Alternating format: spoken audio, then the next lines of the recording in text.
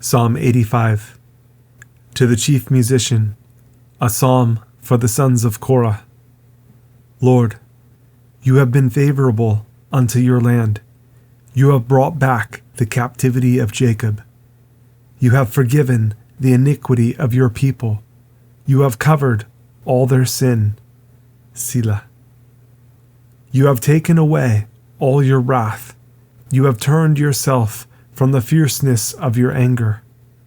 Turn us, O God of our salvation, and cause your anger toward us to cease. Will you be angry with us forever? Will you draw out your anger to all generations?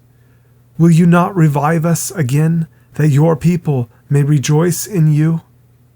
Show us your mercy, O Lord, and grant us your salvation. I will hear what God the Lord will speak, for he will speak peace unto his people and to his saints. But let them not turn again to folly. Surely his salvation is near them that fear him, that glory may dwell in our land. Mercy and truth are met together. Righteousness and peace have kissed each other. Truth shall spring out of the earth, and righteousness shall look down from heaven. Yes, the Lord shall give that which is good, and our land shall yield her increase.